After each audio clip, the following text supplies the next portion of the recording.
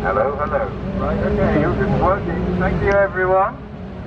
I know that we've seen each other many, many times over the years, and who thought we would still be here 24 years?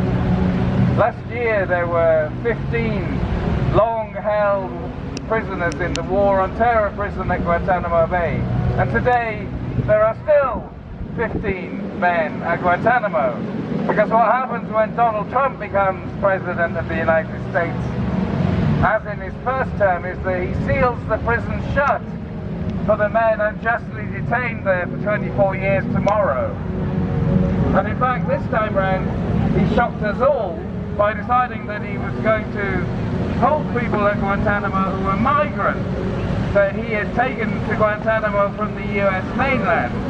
And you know, I know cynically he did that because he wanted to suggest to the American people that they were terrorists. He wanted to use the abominations of the war on terror to suggest that his disgraceful racist war on migrants was somehow of the same severity and required the same lawlessness. Over this year, 730 people more or less have been flown to Guantanamo from the US mainland. Now, all or almost all of those have subsequently been either sent back to their home countries or in some cases sent back to ICE detention facilities on the US mainland.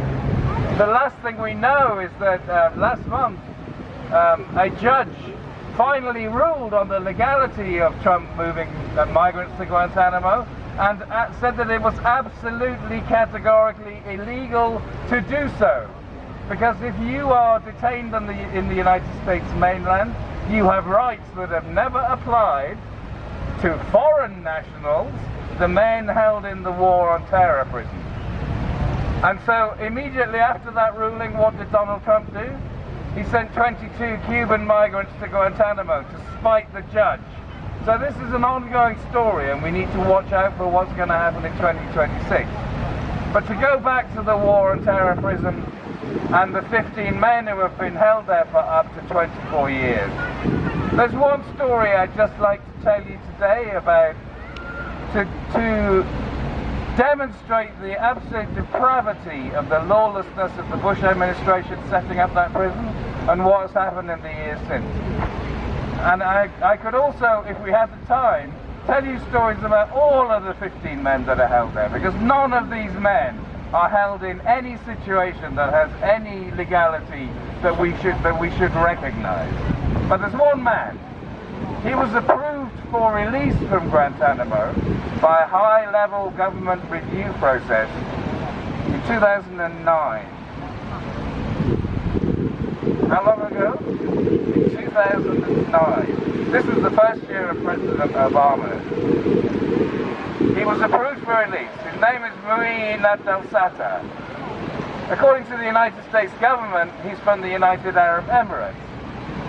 But he doesn't appear to be from the United Arab Emirates. He appears to be a Rohingya Muslim, initially from Myanmar, who at some point came into possession of a Pakistani passport, at some point from what we can establish worked out in Saudi Arabia. When he was seized in the Afghanistan-Pakistan area and sent to Guantanamo nearly 24 years ago, it took years for any of this story to emerge. But he was approved for release, but they don't really know who he is. They don't really know where he's from. Crucially, he, for whatever reasons, has refused to engage with the authorities at all regarding his release from the prison. He has refused to approach any United States attorney to represent him.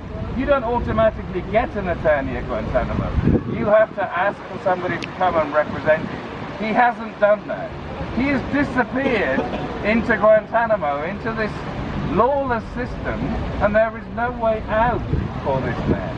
He has literally disappeared into the black hole of Guantanamo, and it's difficult to see any circumstances under which he can be released, even if there was a willingness on the part of the United States government. So to me, he's emblematic today. This man, Mu'in al-Sata, disappeared into a black hole that the Bush administration created, that was maintained by Obama, maintained by Trump in his first term, maintained by Biden, and is now under Donald Trump's malignant control yet again. So I thank you all for coming out, as you do every year. And I hope we all know and remember that the reason we're doing it is because of the persistence of the injustice that has been demonstrated towards these men. 24 years, explicitly without charge or trial in the cases of 6 of the people still held, or otherwise put into a trial system that simply does not work in the case of the other men held at Guantanamo. It was, on day one, a moral, legal and ethical abomination, and it remains that to this day. So thank you for your support in trying to get it closed.